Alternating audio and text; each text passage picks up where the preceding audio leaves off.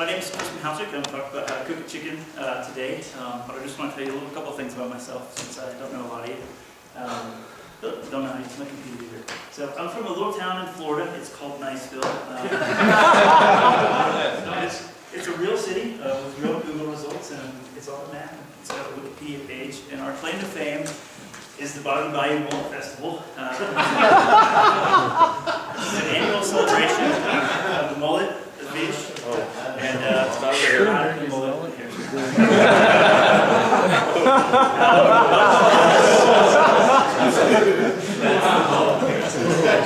I know they see disappointed. If you attend next year, you'll see plenty of both.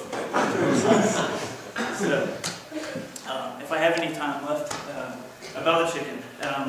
So the reason I want to talk about this is I thought cooking a chicken was a complicated thing. I mean, like with the chicken with a wing and legs, and I thought, I don't know, I'll never know how to do something like that. But it turns out it's really easy. Anybody in this room can do it, and I'm just going to kind of tell you how to do it in 3 steps. So the first one, this is mandatory. You have to get a chicken. So anyway, you want to get a nice chicken that's kind of like they've been raised in a clean environment. And one way to do that is if you have a chicken coop in your backyard, you grab it there. If you don't have one there and you live in Detroit, I guess you can go to the farmer's market. Or you go to your grocery store. Maybe if you go to your grocery store, you don't want to look for an organic one. It'll cost a little extra, but it's a nice thing. So now that you got your chicken, you got to put it in a pan. A couple of things about the pan. You don't need a big expensive roasting pan or anything, but you need something that's big enough to hold your chicken. And you also want something that's not going to melt or burn or explode in the oven. So look for something that's oven safe, I would recommend. So now that you have your pan, you've got your chicken, you want to put your chicken in your pan. And if you put the chicken in there and you realize that it's covered in plastic, a lot of them are, you want to get rid of that. As a recommendation. It's not tasty.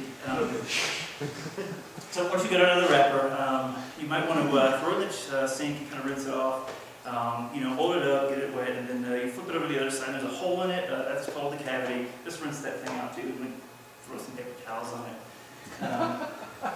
That's it. And then you might want to throw a little seasoning on it, but you don't need anything complicated. You can just take some salt.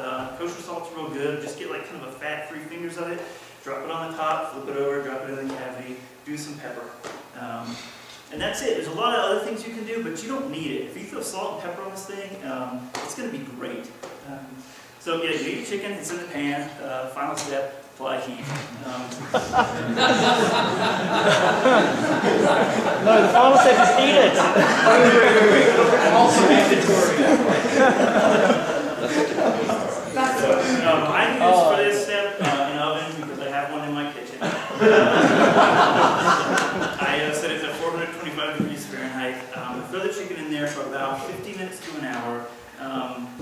After about 30 or 40 minutes, your kitchen is going to smell amazing, and you're going to be really proud of yourself for this 5 minutes you spent on this thing.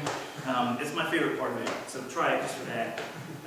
50 minutes an hour, you want to pull the thing out and make sure it's done. There's a couple of easy ways to do that. If you have a thermometer, just jab it in kind of a thick part of the meat, and you want to look for about 165 Fahrenheit. That's what I think the USDA says. Some people would not quite go that high.